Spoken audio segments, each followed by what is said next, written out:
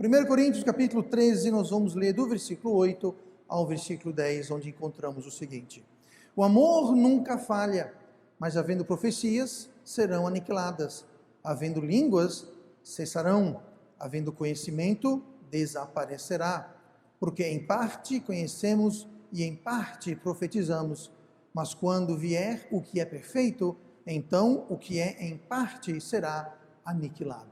E vamos orar. Amado Pai, obrigado pela palavra eterna, perfeita, que o Senhor possa agora nos ajudar a entendê-la, que o Senhor me ajude a trazer com poder a verdade de hoje, de modo especial, nós pedimos em nome de Jesus, amém.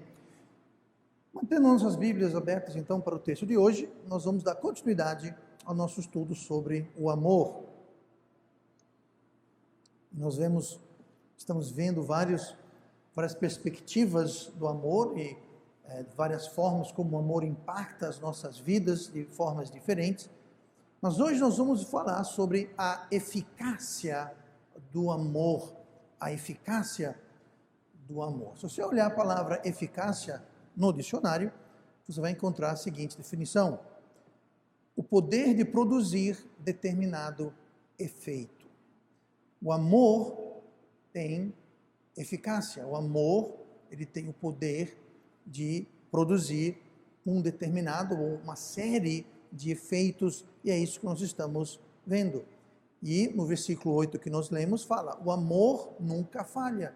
Em outras palavras, o amor nunca irá deixar de produzir um efeito, o amor nunca vai deixar de trazer resultados. Nunca. Por quê? Porque o amor nunca, jamais falha. Não é em vão, nunca é em vão, seguir o caminho do amor, seguir a prática do amor, seguir os conceitos e os benefícios do amor. Lá em Hebreus 6, versículo 10, nós lemos assim: porque Deus não é injusto para se esquecer da vossa obra e do trabalho do amor,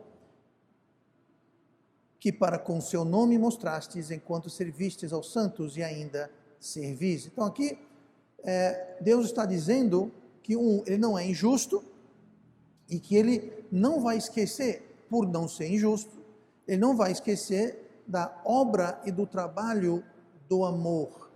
Então existe uma obra, existe um trabalho que é feito com amor, e o amor que nunca falha vai trazer um determinado efeito, um determinado resultado a tudo que nós fazemos com amor, a obra do amor, o trabalho do amor. Um dos motivos que o amor nunca falha é porque Deus é amor. Nós sabemos isso, lemos isso antes, 1 João fala isso. Deus é amor. Então, se Deus é amor e Deus não é injusto, como nós lemos, e Deus nunca falha, porque Deus é perfeito, então Deus é amor, amor é Deus. Então, se Deus nunca falha, o amor nunca falha. É o que justamente está falando aqui no versículo 8, o amor nunca falha. Então, hoje eu quero falar um pouco sobre a eficácia do amor e como isso impacta em nossas vidas. Olhe comigo então no versículo 8 ainda, que nós começamos, já lemos, e eu vou começar mais uma vez aqui o versículo 8. O amor nunca falha, mas havendo profecias, serão aniquiladas, havendo línguas, cessarão, havendo conhecimento, desaparecerá. Aqui está falando que o amor nunca falha, ele tem um resultado 100% garantido.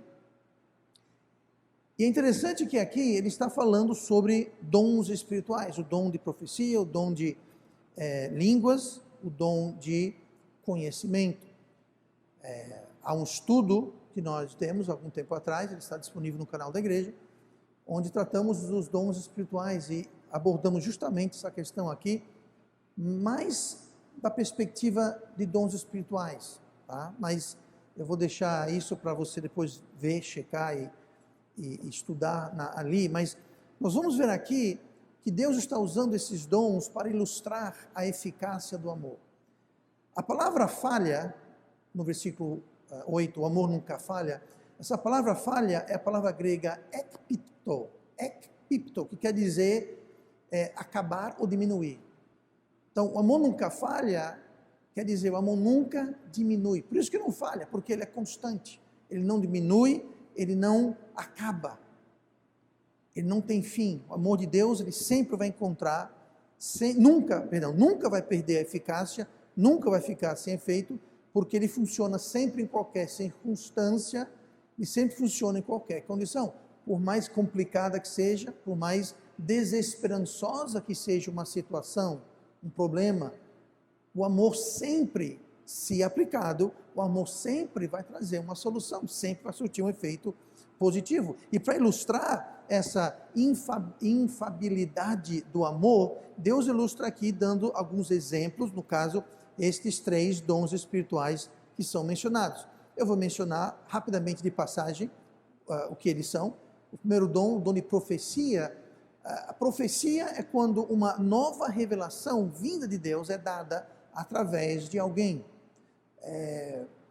Hoje nós não temos mais profetas ou profecias, no sentido que tudo que Deus tinha para revelar ao homem está em sua palavra. Então não tem mais nada a ser acrescido. Hoje podemos falar que um profeta, um pastor, um pregador, é um profeta porque ele está trazendo a palavra de Deus, mas não é revelação nova. Como sempre falo, tudo que eu prego, ensino, aconselho, tem que estar embasado, alicerçado na palavra de Deus. E vocês têm todo o direito e obrigação de, se necessário, cobrar isso do pregador, seja eu, seja quem for. Tá? Se não está na Bíblia, então não há autoridade para eu pregar, ensinar, aconselhar nada que não esteja na palavra de Deus. Mas profecia é quando Deus revela algo novo. Aí nós temos o dom de línguas. Também, aliás, esses 3 dons têm a ver com revelação. O dom de língua, ele traz revelação nova, mas traz revelação nova através do mecanismo de línguas estrangeiras. Também serve, segundo a palavra de Deus, como um sinal para o povo judeu. E entramos em mais detalhe no estudo que eu mencionei agora há pouco, eu aconselho que você vá lá e dê uma checada nesses estudos. Mas lembrando que durante a época da igreja primitiva, o Novo Testamento não existia. Obviamente, o Novo Testamento estava sendo vivido. Havia o Velho Testamento, mas não havia o Velho e o Novo. Então, havia revelação nova a ser dada, havia palavra de Deus que não foi revelada ainda para o homem. Então, hoje a gente pode aqui ler 1 Coríntios, capítulo 13.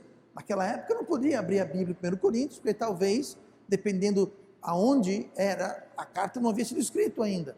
E se foi escrita, talvez não tinha sido distribuída e preservada como nós temos hoje. Então, como é que Deus dava essa revelação nova que ainda não estava no Velho Testamento às igrejas primitivas? Bom, ele concedia esse dom de línguas, onde alguém na igreja, essa pessoa falava a palavra de Deus, revelava a palavra de Deus, mas não, se fosse aqui no Brasil, por exemplo, não em português. Seria uma linguagem estranha, mas era o idioma. Não era a famosa língua dos anjos, né? Aqui 1 Coríntios fala, né? Se eu falasse a língua dos anjos. Gente, anjo fala em anjolês. Não sei, ninguém sabe que língua o anjo fala, mas deve ser anjolês. E sempre que o anjo fala com o ser humano, ele fala na linguagem do humano. Então, quando a pessoa fala em línguas, é numa linguagem humana, só que aqui ninguém conhece. Por exemplo, se hoje fosse o Velho Testamento e hoje eu tivesse o dom de línguas, ou alguém na igreja tivesse o dom de línguas, essa pessoa, suponhamos, ficaria em pé e traria uma revelação de Deus em francês, ou alemão, ou russo, japonês, ou grego, que ninguém aqui entende. Sim, pastor, e daí? Pois é, e se não entendeu, revelou o quê? Não revelou nada. Por isso que junto com o dom de línguas, nós temos o dom de interpretação. Quando uma outra pessoa que estava presente, que também não falava aquele idioma, ela entendia e ela então traduzia, interpretava. Então veja bem, não é o caso, por exemplo, eu sei falar inglês, então não é que eu aqui começava a falar inglês. Não, era uma língua que eu não sabia falar. Era uma língua desconhecida até para quem falava. E era desconhecido para quem interpretava. Era o Espírito Santo que dava a capacidade naquele momento para aquela pessoa falar aquilo numa língua desconhecida, uma língua humana, mas não conhecida naquela igreja, e outra pessoa teria o dom de entender aquela língua e traduzir o que o primeiro falou para o resto da igreja. Aí todo mundo entendia o que era dito. Por que Deus fez isso? 2 motivos. Um, era um sinal. No Velho Testamento falava que o povo teria um sinal que pessoas de outras línguas, é justamente isso que está falando. Era um sinal para o povo judeu e também protegia a veracidade da revelação. Por exemplo, eu fico em pé e falo, para ir para o céu você tem que colocar um abacaxi na cabeça. Como é que vai checar isso? Está na Bíblia? Não, porque a Bíblia está sendo revelada. É a revelação nova, Deus acabou de falar para mim. Como é que eu sei que Deus foi isso para você e você está inventando história para boi dormir? Eu dei um exemplo meio esdrúxulo, mas você entenda. Como que era feita essa checagem? Hoje a checagem é assim, pastor, livro, capítulo, versículo, por favor. Muito simples checar. É de Deus? Me mostra o texto. Onde que está na Bíblia dizendo isso? Me dê um texto em seu contexto. O Novo Testamento não existia, então qualquer um poderia ficar em pé e falar qualquer coisa. E o triste é que hoje isso ainda acontece. Tem muita igreja que você vai, qualquer um fica em cima e fala, Deus me revelou que não sei o quê. E todo mundo, amém. Amém o quê? Além de amém o quê? Às vezes é algo contrário ao que Deus está falando em sua palavra. Mas o irmãozinho, a irmãzinha revelou, tem que acreditar, né? Não tem que acreditar nada. Tem que checar aqui, ó. Lembra que vimos recentemente? Provai tudo. Testai os espíritos. Que nem todo profeta é de Deus e já existem anticristos no mundo. Tá? Então não é para acreditar só porque acreditou. Enfim, voltando aqui para o estudo de hoje. O dom de profecias, o dom de línguas e o dom de conhecimento. Que dom de conhecimento é esse? Bom, aqui é uma revelação, mas não necessariamente uma revelação da palavra de Deus. Eu vou dar um exemplo aqui. Lembra quando Ananias e Safira decidiram mentir sobre a oferta que deram na igreja? Quando entraram na presença de de Pedro. Pedro estava sabendo de quê? De tudo. Ananias, o que o diabo colocou no seu coração para você mentir para a igreja e para o Espírito Santo? Como que Pedro soube daquilo? Sabe como Pedro soube daquilo? Ele tinha um dom de conhecimento. Entrou Safira, Safira, essa foi assim. Foi. Pedro falou, foi não. Então, o dom de conhecimento é você ter um conhecimento de coisas não conhecidas, coisas ocultas, coisas que não é conhecimento público, que Deus pode revelar para aquela pessoa. Pode ser um conhecimento de você ter um conhecimento mais profundo de alguma doutrina de Deus. Pode ser isso também. Mas, em todo modo, era um dom. Tá? Então, esses três dons aqui, note que existiam. Pastor, como você pode falar que esses dons não tem mais? Acabamos de ler. Eu vou ler de novo. O amor nunca falha, mas havendo profecias, serão o quê? Aniquiladas. Havendo línguas, o quê? Cessarão. Então aqui está dizendo que vai chegar um dia, e já chegou, que línguas vão cessar. Não é que não houve línguas, houve, mas não era para essa época, era para um outro contexto, quando não havia a palavra de Deus. Profecias é a mesma coisa, e conhecimento também. Havendo conhecimento, desaparecerá. Então hoje não tem essa, pastor, eu tenho um dom de conhecimento, eu estou sabendo que o irmão fez. Não, desaparecerão. Tá? Não tem mais, desapareceu. Por quê? Bom, eu não ia para lá, mas já que estamos aqui. Mas quando, versículo 10 fala assim, mas quando vier o que é perfeito, então o que é em parte será aniquilado. Então, nós vamos ver um pouquinho mais sobre isso, mas já veio o que é perfeito, consequentemente, profecia, línguas e conhecimento cessaram, desapareceram e foram aniquilados. Tá? Mas isso é só uma explicação superficial para a gente saber que estamos tratando aqui. Mas aqui está dizendo que o amor, ele nunca falha, o amor tem uma eficácia, e Deus está usando esses três dons espirituais para ilustrar que o amor nunca falha, porque Deus deu esses dons espirituais, profecia, línguas e conhecimento, em amor para a edificação da igreja. Deus deu todos os dons, tá? Só que alguns dons não temos mais hoje, esses são alguns deles que não temos mais hoje, mas Deus deu esses dons em amor pela igreja, para a edificação, o fortalecimento da sua igreja. E apesar de não termos mais estes dons específicos, existem dons. Tá? Existem dons espirituais para hoje, não existem esses dons que nós estamos vendo aqui, cessaram, desapareceram e foram aniquilados. Mas apesar de não ter estes dons específicos, o amor de Deus não diminuiu, o amor de Deus não falhou. Ele não deixou a igreja desprovida de dons, Ele não deixou a igreja desequilibrada, Deus não abandonou a igreja para ficar falha ou capenga na retirada desses dons. Então, apesar de ter esses dons cessados, desaparecidos e aniquilados, o amor que nunca falha continua vigente e vivo e efetivo junto à igreja, porque o amor de Deus, assim como o amor em geral, não diminuiu e não falhou. Pelo contrário, o amor de Deus completou. O amor de Deus sempre completa, sempre aperfeiçoa. O versículo 9 fala justamente isso. Lembrando que o 8 fala, o amor nunca falha, aí menciona os 3 dons que vão sumindo o mapa, aí no versículo seguinte ele fala, porque em parte conhecemos e em parte profetizamos. Por que em parte? Em parte significa que não está completo, está em parte. Se eu chegar aqui com um bolo para você e der para você uma parte do bolo, eu não dei para você o bolo todo. O bolo não está completo, eu dei uma parte. Falando em Ananias e Safira, eles deram uma parte do dinheiro da propriedade que venderam, eles deram uma parte. Disseram que deram tudo, mas deram uma parte. Por quê? Não deram tudo. Então, aqui está falando que em parte conhecemos e em parte profetizamos. E a gente vê que a eficácia do amor, aqui no versículo 9, ele vem para melhorar, para completar, para aperfeiçoar aquilo que era em parte. Aquilo que não estava completo, o amor veio completar, preencher, tornar perfeito. Os dons, no versículo 8, eram em parte. Como é que a gente sabe disso, pastor? Bom, a gente lê no versículo 8, havendo profecias, serão aniquiladas. Aí no versículo 9, em parte profetizamos. No versículo 8, havendo conhecimento, desaparecerá. No versículo 9, em parte conhecemos. Então, ele pega os dons de profecia e conhecimento, do versículo 8, e fala que são o quê? São em parte.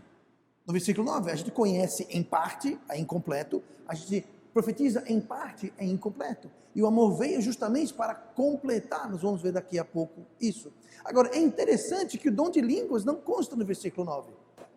No versículo 8, nós temos 3 dons: línguas, profecias e conhecimento. No versículo 9, fala sobre profecia e conhecimento, que é em parte.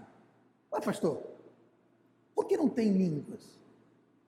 Não tem línguas pelo seguinte: quando a gente profetizava ou tinha conhecimento em parte, quer dizer que tinha uma parte que a gente entendia, compreendia, e a outra não. Tá? Em línguas, o dom de línguas em si, não era em parte, era em nada. Deixa eu dar um exemplo. Suponhamos que eu vou falar em línguas aqui.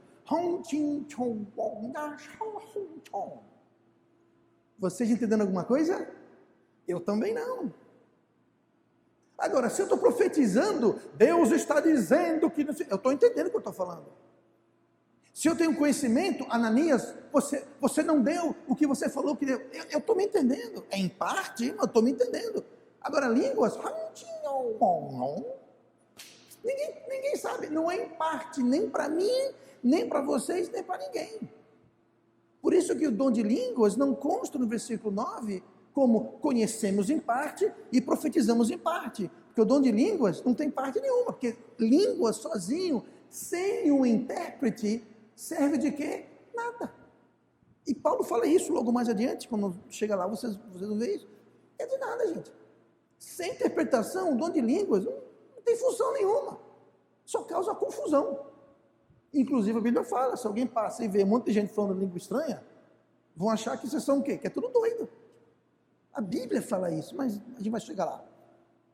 Então, o que nós temos aqui, então, é um aperfeiçoamento daquilo que era em parte, ou seja, o aperfeiçoamento da profecia, do dom de profecia, e um aperfeiçoamento do dom de conhecimento. Deus explica isso em 1 Coríntios 14, e no versículo 14, diz: porque se eu orar em língua desconhecida, o meu espírito ora bem, mas o meu entendimento fica sem fruto. É o que eu acabei de falar. Quando a gente fala em línguas, essa palavra orar é falar, de oratório. Tá? Nesse caso aqui é falar com Deus. Mas quando a gente ora em línguas desconhecidas, o nosso entendimento fica sem fruto. Ou seja, tanto faz como tanto fez. Não tem diferença nenhuma, fica sem fruto. Por quê? Porque tu não está entendendo nada. Ah, eu entendo. Então não é língua desconhecida. Língua desconhecida é desconhecida para o ouvinte e para o falante. É o que está dizendo aqui. Então, se você ora em línguas, se você fala em línguas, o seu entendimento não serve de nada, fica sem fruto, não serve para nada. Tá? Então, Paulo diz, no versículo 2 de 1 Coríntios 14, porque o que fala em língua desconhecida não fala aos homens. Por quê? Porque ninguém está entendendo nada que você está falando, querido. Você não está falando para os homens. Continua. Senão a Deus, porque ninguém o entende. Eu acabei de falar. Tá? E em espírito fala mistérios. O que é mistério? É uma coisa escondida. Uma coisa que ninguém sabe.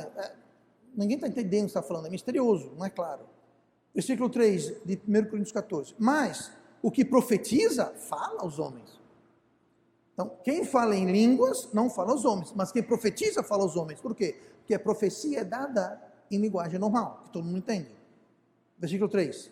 Mas o que profetiza, fala aos homens para edificação, exortação e consolação.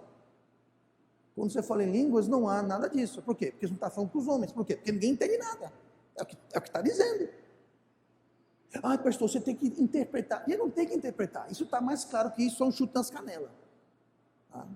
Falando, língua você não fala para os homens porque ninguém entende. Agora profetiza, quando você profetiza, você fala aos homens para edificação, consolação e exortação. Versículo 4. O que fala em língua desconhecida edifica-se a si mesmo.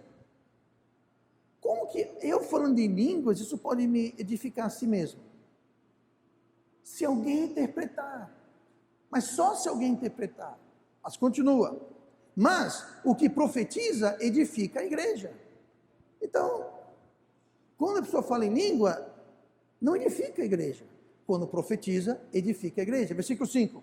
E eu quero que todos vós falem em línguas. Ó, pastor, ele quer que todo mundo fale. Ok, vamos ver aqui. E lembrando que o contexto disso, mais tarde ele explica, é um de cada vez com intérprete. Mas vamos lá, vamos deixar estudado por enquanto. Eu quero que todos vós faleis em línguas, mas muito mais que profetizeis. Paulo falou, eu quero que todo mundo fale em línguas, mas eu quero muito mais que todo mundo profetize. Porque o que profetiza é maior do que o que fala em línguas. Ouch. Isso não tem nada a ver com o estudo de hoje, mas tem muita igreja que é o contrário, né? Falar língua é tudo, é tudo. Continuando aqui. A não ser que também interprete para que a igreja receba edificação. Eu acabei de falar. Se não tem interpretação, não há edificação. Versículo 6. E agora, irmãos, se eu for ter convosco falando em línguas, que vos aproveitaria, se não vos falasse, ou por meio de revelação, ou da ciência, ou da profecia, ou da doutrina? Em outras palavras, grande coisa falar em línguas. Se eu não estou trazendo edificação, doutrina, se eu não estou trazendo ciência, revelação, do que aproveita? Resposta, nada. Nada, não é? Absolutamente nada. Mas então você veja que Deus pegou o quê? Pegou línguas que não era nem parte. Lembrando que o que a gente conhecia em parte, e a gente profetizava em parte, era o dom de conhecimento e o dom de profecia. O dom de língua não tinha parte nenhuma, porque sem interpretação, ela é nula. Mas vamos lá. Então o amor veio para completar e aperfeiçoar aquela situação onde nós tínhamos dons espirituais que eram em parte. O dom de língua não era nada a não ser que tivesse o dom de interpretação. Profecia era em parte, como fala o versículo 9. O conhecimento era em parte, como fala o versículo 9. Então o amor, ele nunca falha. O amor, ele veio para aperfeiçoar. O amor, ele veio para completar, na realidade. Aí fica a pergunta, mas completar com o quê, pastor? Completar como?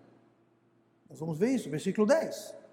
Mas quando vier o que é perfeito, então o que era em parte será aniquilado. O que era em parte? o exemplo que Deus usa aqui, profecia, conhecimento e línguas. Tá? Então, aquilo que era em parte, então, quando vier o que é perfeito. Vai completar com o quê? Ele vai completar com o que é perfeito. Nós vamos ver agora o que é perfeito.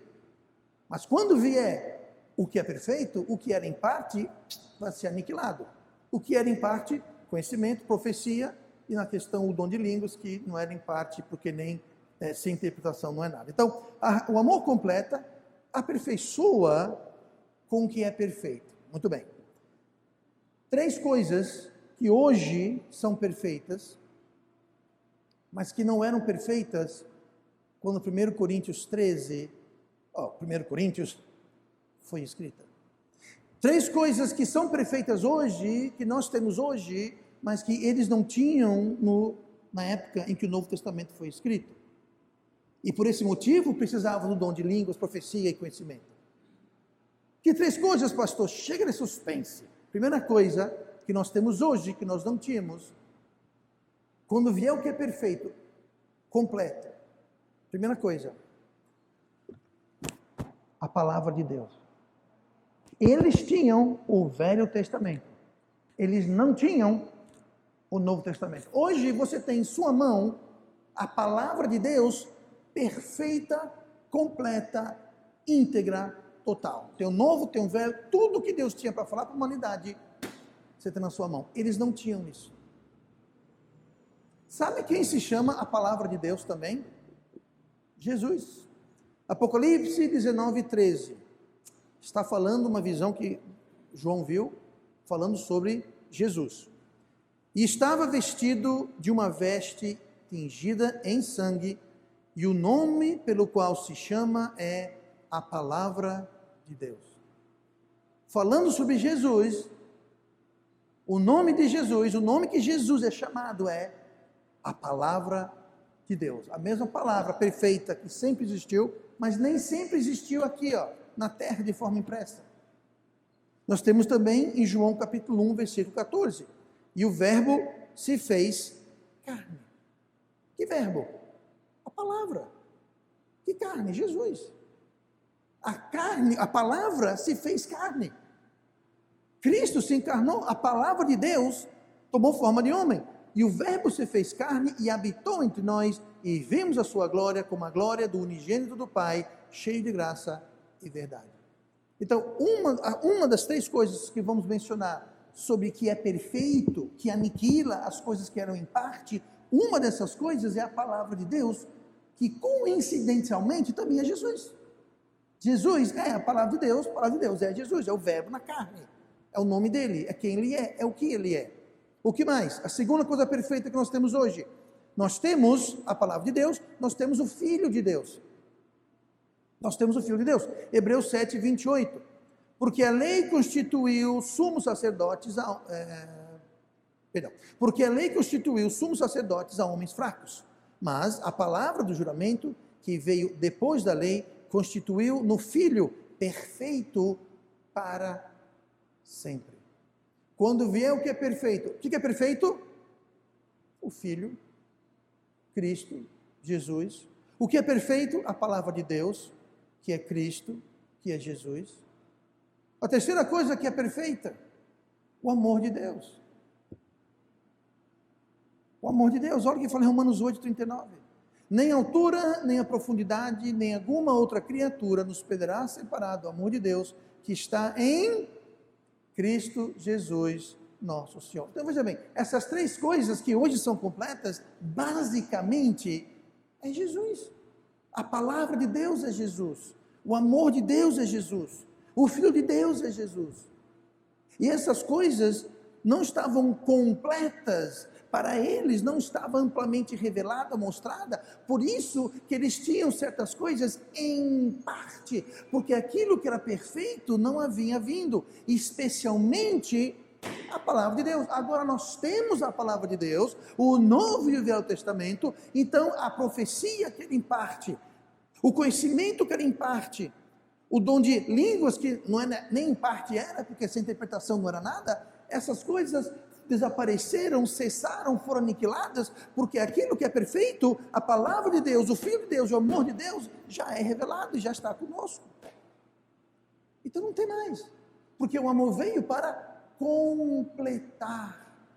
E Deus usa esses dons espirituais para ilustrar como que essas coisas que eram em partes se tornaram completas e perfeitas com o amor de Deus. Então as profecias e as línguas e o dom de conhecimento foram aniquilados, cessados, desaparecidos, e foram substituídos por estas coisas bem melhores.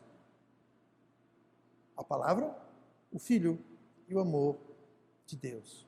Romanos 5,8. Mas Deus prova o seu amor para conosco em que Cristo morreu por nós, sendo nós ainda pecadores. Deus prova. Ele mostrou o seu amor em que Cristo que é o Filho de Deus, é o amor de Deus, é a palavra de Deus, morreu por nós. E isso completou. Por isso que as coisas que eram em parte são aposentadas, aniquiladas, desaparecidas.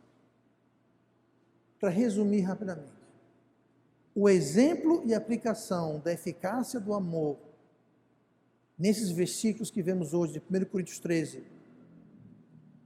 estão feitas em cima e em relação a certos dons espirituais. Porém, o fato que o amor nunca falha, o fato que o amor completa e o fato que o amor é eterno e perfeito e nunca falha, pode ser aplicada para qualquer circunstância, pode ser aplicada para qualquer situação, para qualquer problema. O amor nunca falha. Se nós aplicarmos o nosso amor nos nossos casamentos, em nossos lares, em nossos relacionamentos, no nosso caminhar cristão, em nossos dons espirituais, obviamente não esses que foram aniquilados, mas os dons que existem, no nosso modo de pensar, no nosso modo de agir, se nós aplicarmos o amor de Deus, ele vai surtir o efeito de completar e preencher aquilo que está faltando, de preencher aquilo que está em parte. Pastor, no meu casamento está faltando alguma coisa. Carinho, compreensão, paciência. Sabe o que vai completar, preencher esse buraco? O amor. Pastor, o meu marido não é carinhoso comigo. Se ele aplicar o amor, vai preencher. Ah, pastor, é que eu não tenho paciência. O amor vai trazer paciência. Porque o amor nunca falha. Ele é eficaz. Ele sempre completa. Aquilo que era incompleto, aquilo que era em parte, será completo com o amor de Deus. Aquilo que faltava será preenchido com o amor de Deus. Mas tudo depende de nós aplicarmos aquele amor. E quando nós aplicamos aquele amor, sempre o que está faltando será preenchido. O que está precisando aparecerá. Porque o amor nunca falha. Nunca se perde. Nunca há prejuízo em seguir o caminho do amor, pois o amor é eficaz para completar qualquer situação.